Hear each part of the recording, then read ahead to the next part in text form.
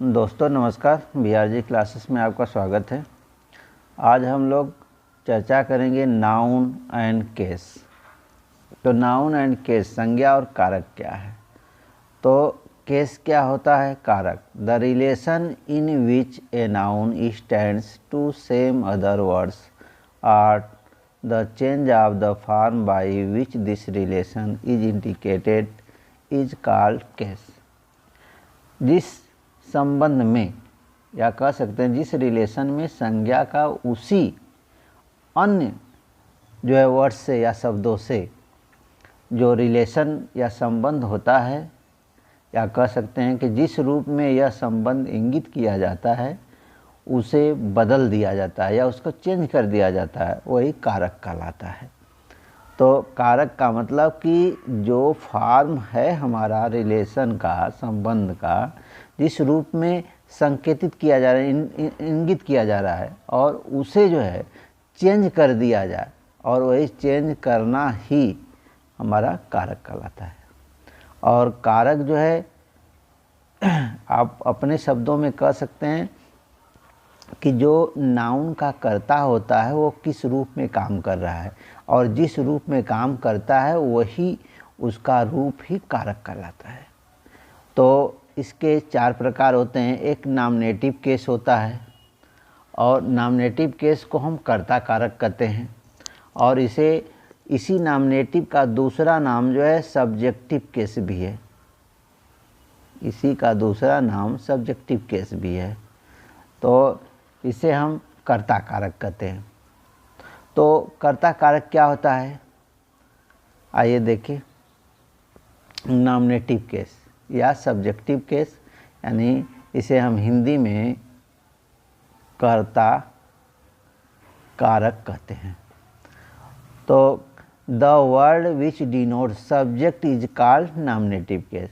कह रहा कि द वर्ड्स, शब्द, विच जो डिनोट्स इंगित करता है या संकेत करता है सब्जेक्ट यानी कर्ता को, इज कॉल्ड नॉमिनेटिव केस, वही नॉमिनेटिव केस कहलाता है। या और कह सकते हैं कि नाउन जब वाक्य में कर्ता के रूप में कार्य करता है तब वह नाउन कारक या कर्ता कारक कहलाता है। यानी कहने का मतलब कि वह शब्द होगा जो केस कहलाएगा नॉमिनेटिव, जो कि कर्ता के रूप में, क्रिया का कर्ता के रूप में कार्य करेगा, उसे ही हम नॉमिनेटिव केस कहेंगे। जैसे रवि बॉट ए बुक, यहाँ जो एग्जाम्पल दिया गया है, तो यही जो रवि है, यही जो रवि हमारा है, यही हमारा जो है नॉमिनेटिव केस है, नॉमिनेटिव या सब्जेक्टिव केस है। क्योंकि जो बाट, जो हमारी वर्ब है, इसके कर्ता के रूप में रवि ही कार्य कर रहा है। सेकंड में जो है रानी रोट ए लेटर, इसमें जो है रानी कार्य कर रही है। तो यही दोनों हमारे सब्जेक्टिव या नॉमिनेटिव केस है। और नेक्स्ट देखते हैं, सेकंड नंबर पर है ऑब्जेक्टिव केस। ऑब्जेक्टिव केस को हम जो है एक्यूसेटिव केस भी कहते हैं। इसको हम जो है एक्यूसेटिव केस भी कहते हैं, और इसको हिंदी में हम कर्म कारक कहते हैं। तो कर्म कारक क्या होता है? When a noun is used as the object of a verb or preposition, it is said to be in the objective case. या दूसरी परिभाषा है the word which denotes object is called objective case. यानी कहने का मतलब कि when a noun, जब एक नाउन प्रयोग में लाई जाती है, जैसे ऑब्जेक्ट के स्वरूप, वर्ब यानी वर्ब के ऑब्जेक्ट के रूप में, या प्रीपोजिशन के रूप में, it is said to be objective case, यही ऑब्जेक्टिव केस कहलाती है। तो जब नाउन का उपयोग वाक्य में क्रिया के कर्म के रूप में होता है, तब वह नाउन कारक या कर्म कारक कहलाता है, यानी वह नाउन जो है कर्म कारक के रूप में कार्य करती है या कार्य कहलाती है। जैसे एग्जाम्पल के तौर पर रवि बाट ए बुक, रवि ने एक पुस्तक खरीदी।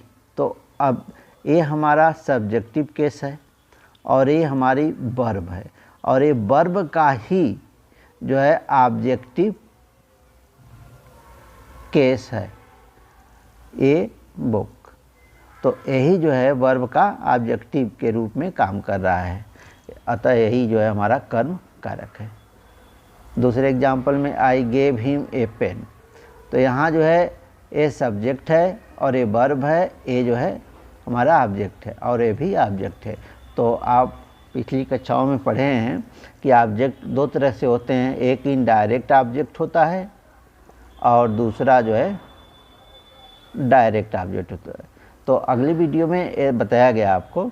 तो यहाँ पर जो लिविंग पर्सन से रिलेटेड होता है वो इनडायरेक्ट होता है, और जो नॉन लिविंग से होता है वह जो है डायरेक्ट होता है। तो ये पहले की बात है, उसको आप इसमें नहीं ध्यान देंगे। तीसरा देखिए पॉसेसिव केस।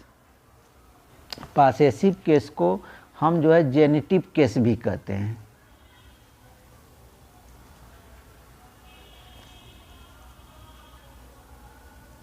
जेनिटिव केस भी कहते हैं। इसको संबंध कारक, हिंदी में संबंध कारक कहा जाता है।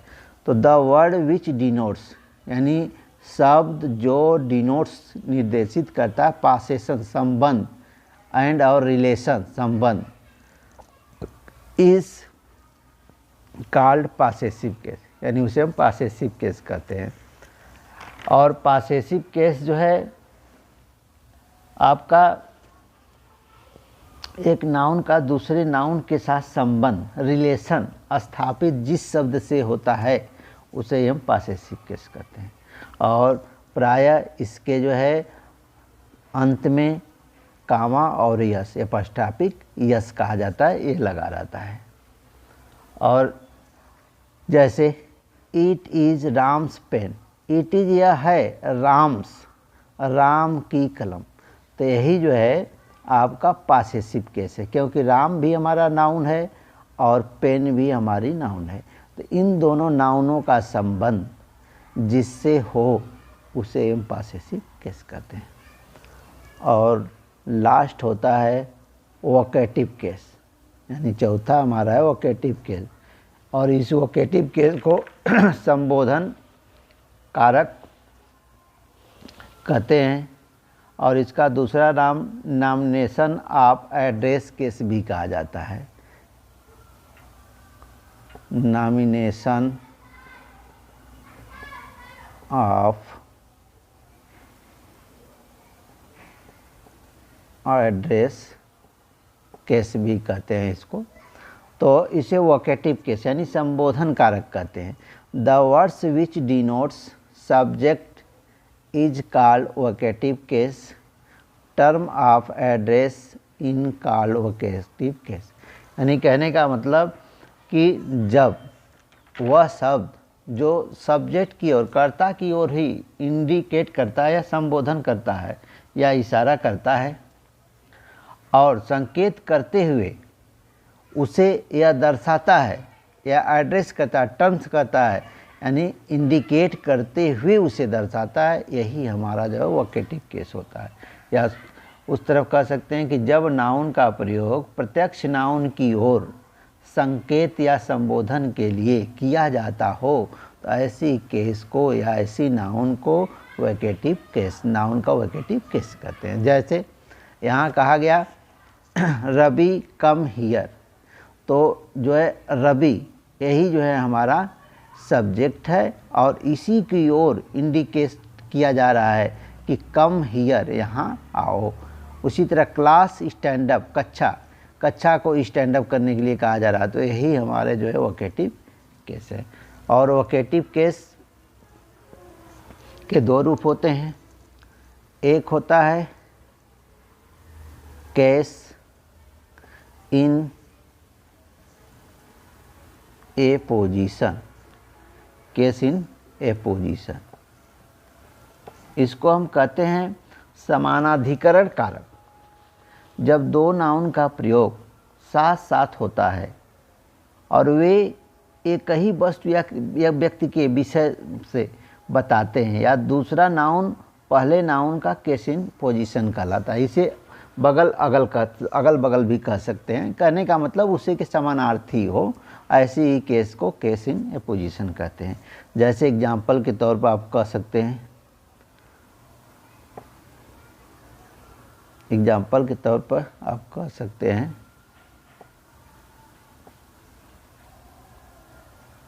जैसे Ram your brother comma is a good boy। अब यहाँ देखिए राम को कहा जा रहा है कि योर ब्रदर, संकेत राम की ओर करते हुए और उसके भाई की ओर इशारा किया जा रहा है। यानी राम का ही अगल बगल समानार्थी यानी समान कक्षी जो है ये योर ब्रदर है, और इसी को कहा जा रहा है कि योर भाई यानी तुम्हारा भाई जो है बहुत ही अच्छा लड़का है। तो यही हमारा केस इन ए पोजीशन हुआ, जो कि कामा के अंदर होता है।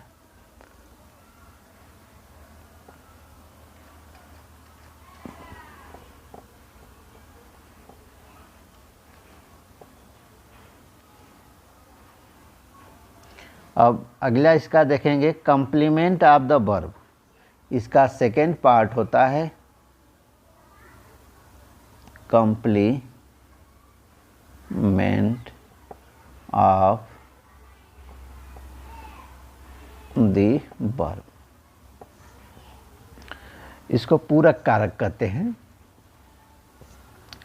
तो जब एक नाउन का कॉपी या प्रतिरूप या कॉपी या टू कॉपी या हूबहू समान दूसरी नाउन हो तो वह पूरक कहलाती है।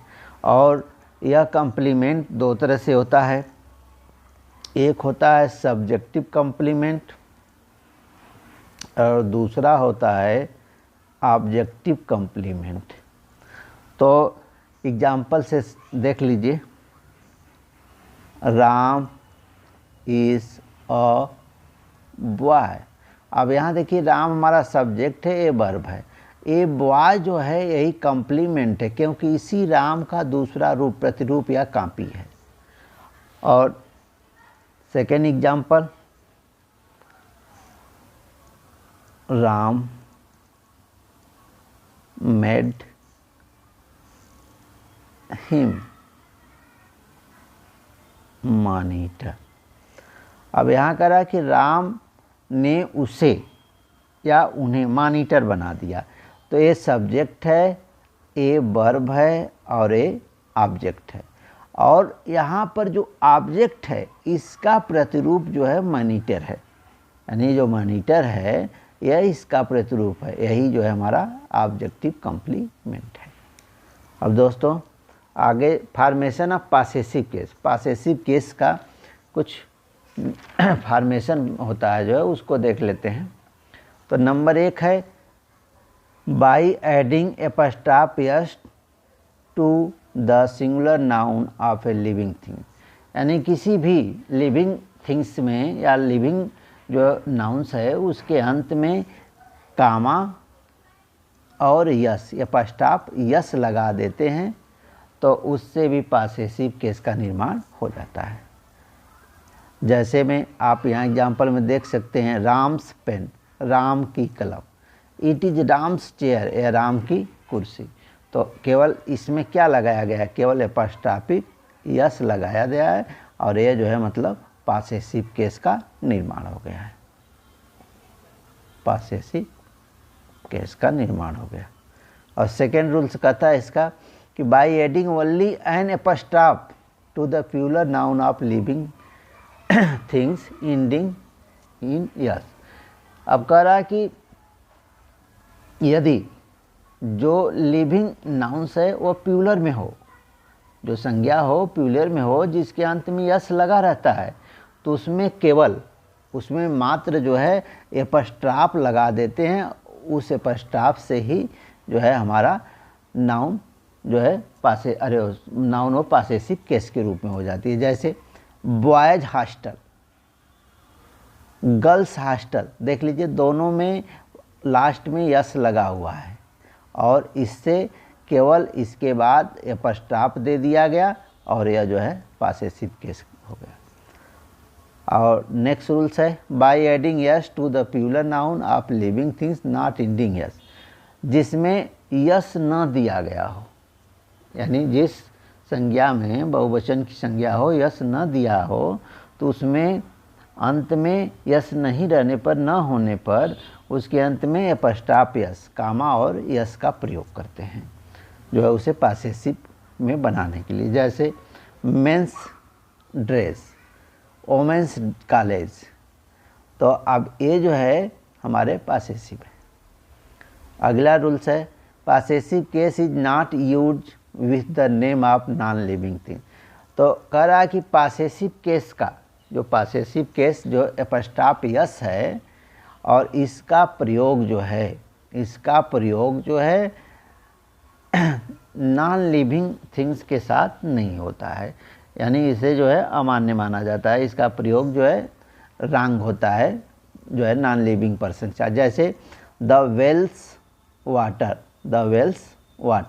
उसी तरह द स्कूल्स नेम। अब यहाँ देखिए ये दोनों हमारी नॉन लिविंग नाउन्स हैं और the water of the well, the name of the school, तो ये जो है रॉन्ग माना जाता है। अगला रूल्स है both conjunctions are possible with the name of living thing.